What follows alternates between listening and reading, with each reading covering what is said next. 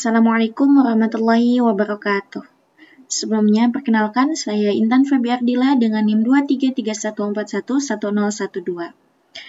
Di sini saya akan mendemonstrasikan atau memaparkan cara penggunaan software MATLAB untuk menjelaskan atau untuk menyelesaikan soal-soal matriks.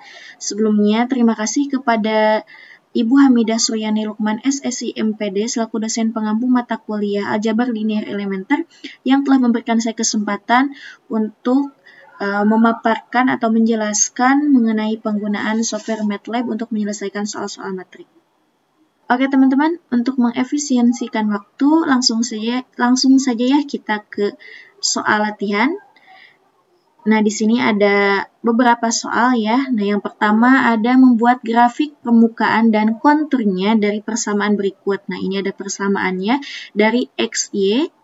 Persamaannya ini dengan min 4 kurang dari X kurang dari 4 dan min 4 kurang dari Y kurang dari 4. Oke, langsung saja kita buat grafik dan konturnya dari persamaan tersebut.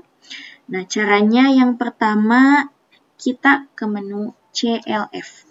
Nah, kita ketik di command window ya. CLF, kemudian enter. Nah, nanti akan muncul figur atau gambar seperti ini, yang nantinya akan muncul permukaan dan konturnya itu di sini. Selanjutnya, XY,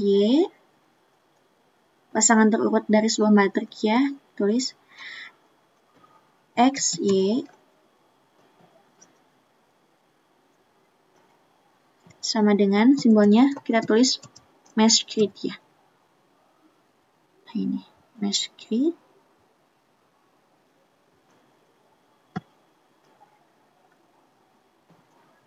Min 4.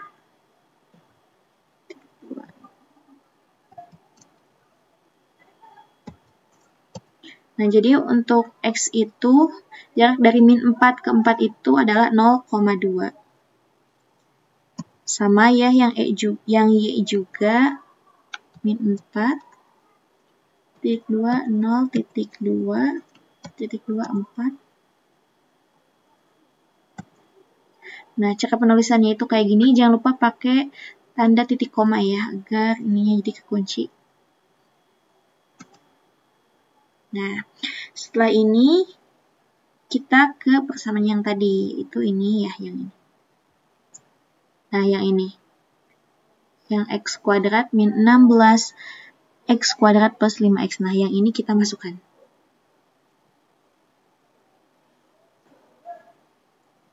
Kita ibaratkan dengan Z ya. Sama dengan Z kecil aja. Z sama dengan. Nah, cara penulisannya itu, kalau di MATLAB itu, kalau kuadrat X titik pangkat 4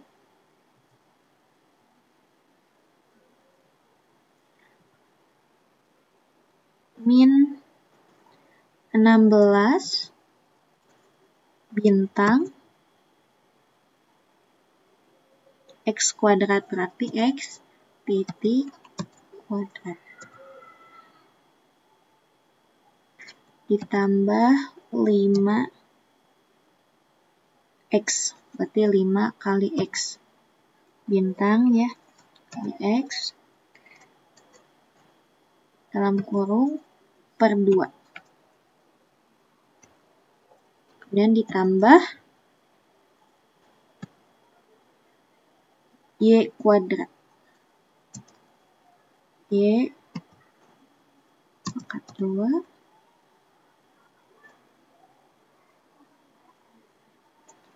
min 16 dikali Y kuadrat Y titik kuadrat ditambah 5 kali Y 5Y dalam kurung per 2. Jangan lupa pakai tanda titik koma juga. Nah, kita enter. Oke. Setelah itu, setelah selesai, kita ke menu figur ya. Figur. Dalam kurung 1.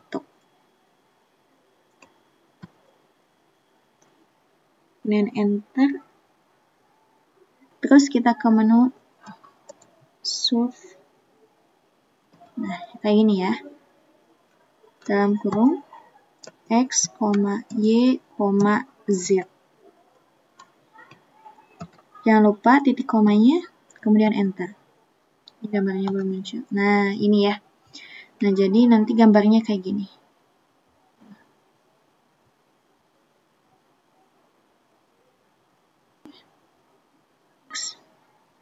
Kita ke menu,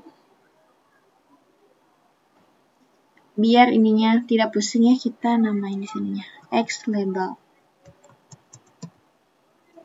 X label dalam kurung tanda petik sumbu X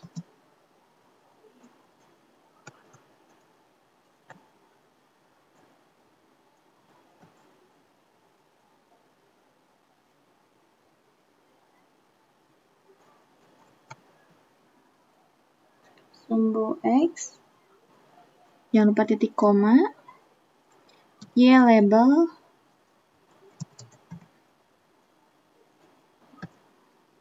tanda petik sumbu Y, titik koma, Z label sumbu Z. Jangan lupa pakai titik koma juga. Kemudian kita enter. Ini ya. Nah, di sini jadi sudah ada namanya sumbu Z, sumbu Y, dan sumbu X. Nah, oke, jadi seperti ini ya permukaannya. Permukaan dari persamaan yang tadi. Nah, sekarang kita akan melihat konturnya. Berarti kita ke menu figur.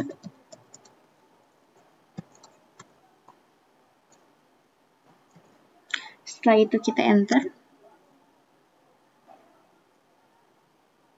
Oke. Terus kita ke menu kontur. Kontur 3 dalam kurung X, Y, Z, 20. Dalam kurung jangan lupa titik komanya, kemudian kita enter. Nah, kita tunggu gambarnya muncul. Nah, seperti ini ya konturnya. Oke, bisa terlihat ya. Nah, agar kita bisa melihat sumbu X, sumbu Y, dan sumbu Z-nya, kita tulis seperti yang tadi ya. Yang ini, kita copy aja.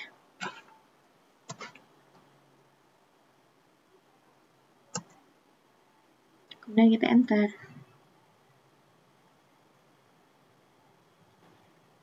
Nah, seperti ini jadinya. Nah, ini merupakan sebuah grafik permukaan dan konturnya ya dari persamaan tersebut. Ini konturnya, yang ini permukaannya. Oke, bisa teman-teman lihat ya. Ini konturnya, dan yang ini permukaannya. Oke, lanjut kita ke nomor 2. Oke, sekarang kita lanjutkan ke nomor selanjutnya, yaitu nomor 2. Nah, di sini soalnya itu tentukan solusi SPL berikut dengan menggunakan aturan Cramer dan Gauss-Jordan. Nah, ini persamaannya ada 3x1 min x2 plus x3 sama dengan 9, kemudian min x1 plus 7x2 min 2x3 sama dengan 3, 2x1 plus 6x2 min x3 sama dengan 1. Oke, untuk menyelesaikan soal-soal SPL ini menggunakan Cramer dan Gauss-Jordan, yang pertama kita ke new script dulu. Nah, tampilannya seperti ini. Nah, kita nanti di sini tulis bahasa pemrogramannya dari aplikasi MATLAB-nya ya. Nah, karena saya sudah sudah menyimpan, kita langsung saja ya di sini. Karena yang pertama itu grammar, kita pindahkan bahasa pemrogramannya itu ke sini. Nah, ini ya, terdiri dari 18 langkah. Oke. Nah, setelah itu kita ke command Windows. Oke, ini kita perkecil dulu. Nah, oke. Selanjutnya kita tulis matriksnya atau sistem persamaannya itu berapa. Tadi yang pertama kita misalkan sistem persamaannya itu dengan A. A sama dengan 3 min 1, 3 min 1, 3, kemudian titik koma, min 1, 7, min 2, 1, 7, min 2, kemudian titik koma, 2, 6, dan min 1, 2, 6, min 1. Oke, setelah itu kita tutup, kita enter. Saya di sini tidak akan memakai tanda titik koma karena kita ingin melihat matriksnya ya. Langsung saja kita enter. Nah, ini ya matriksnya. 3 min 1, 3 min 1, 7 min 2, 2, 6 min 1. Oke, setelah itu B-nya sama dengan hasilnya ya, 9, 3, 1. Berarti 9, titik koma, 3, titik koma, 1. Kemudian tutup. Kita enter. Ini ya hasilnya. Oke, setelah itu kita ke function xCramer ya.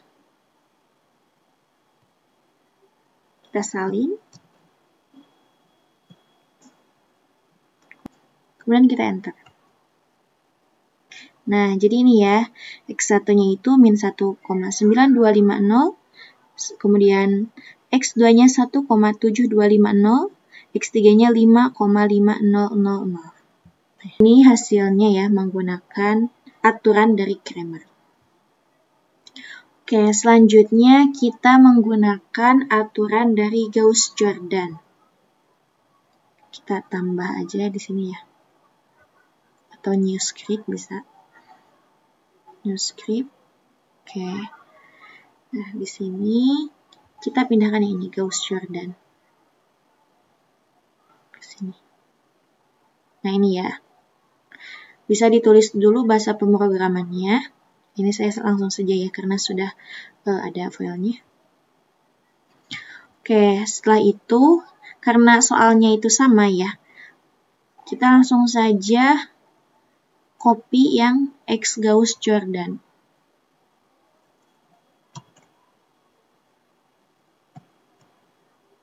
Kemudian kita enter. Nah, ini ya. Benar ya, barisnya ada 3, kemudian kolomnya juga ada 3. Terus X1-nya min 1,9250, X2-nya 1,7250, dan X3-nya 5,500. Oke, sama ya, kayak yang menggunakan aturan Cramer yang tadi. Nah, yang ini. Ini yang menggunakan aturan Cramer. Nah, yang ini menggunakan aturan Gauss-Jordan. Nah, itu untuk soal yang kedua. Oke, sekarang kita lanjutkan ke nomor 3.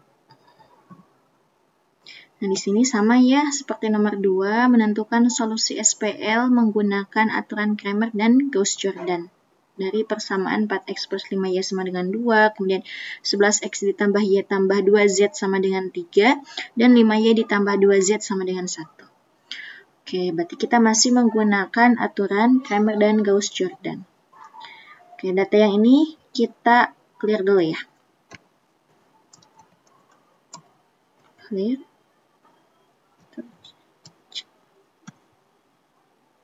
Oke. Kita masukkan lagi ya persamaannya.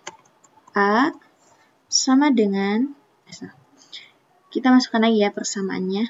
A sama dengan, dalam kurung, 450 karena z-nya 0. 450. Kemudian titik koma. 11, 1, 2. 11, 1, 2.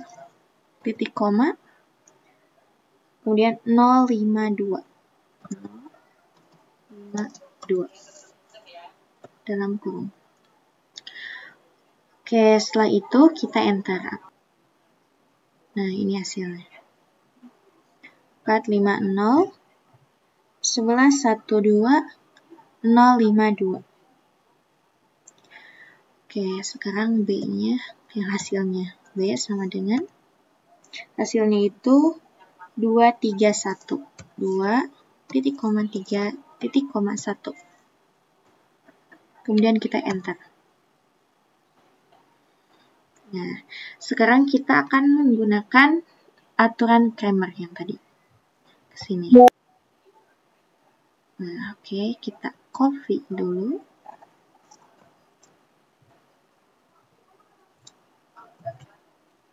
Kemudian kita enter. Nah, ini udah muncul ya hasilnya. X1-nya 0,2535. Kemudian X2-nya 0,1972. Dan X3-nya 0,0070. Oke, ini hasil menggunakan aturan Cramer. Sekarang kita akan menggunakan aturan Gauss-Jordan. Kita copy.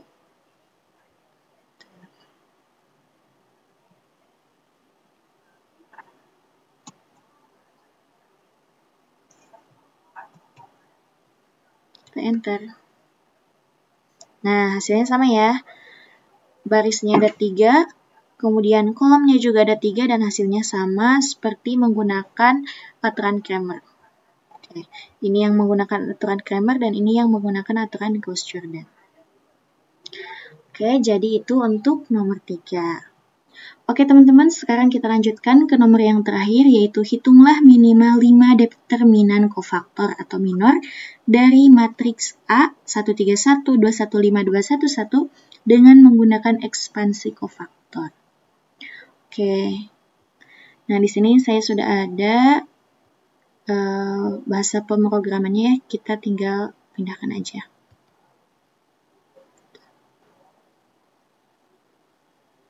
Nah ini, nah sekarang matriksnya kita pindahkan ke command window.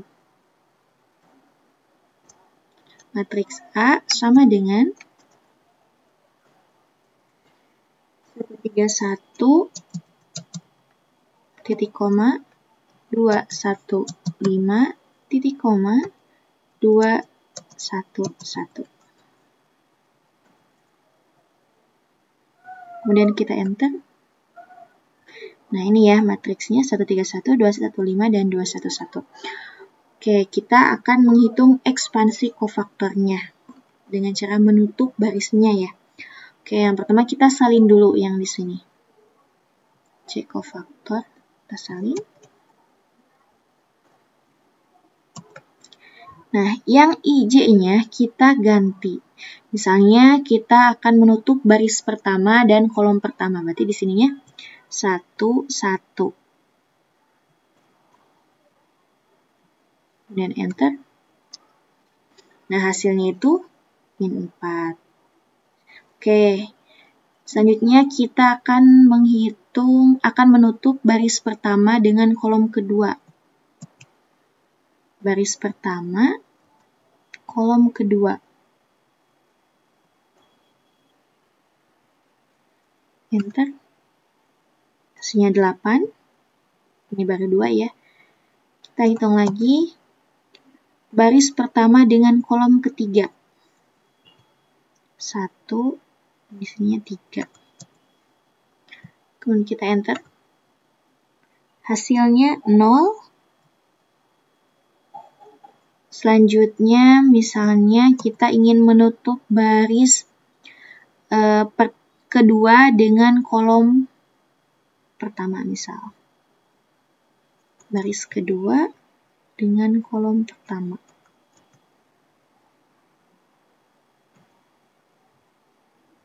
Minus 2 ya. Kemudian kita ingin menghitung baris kedua dengan kolom kedua. Baris kedua dengan kolom kedua.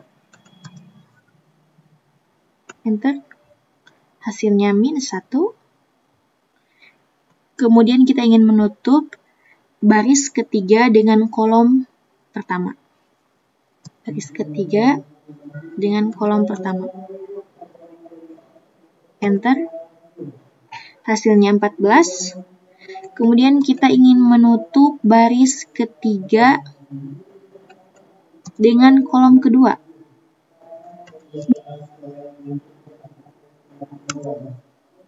Hasilnya minus 3.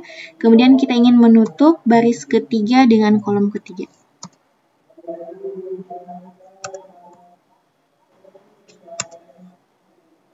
Hasilnya negatif 5. Oke, ini di sini ada determinan dengan menggunakan ekspansi kofaktor.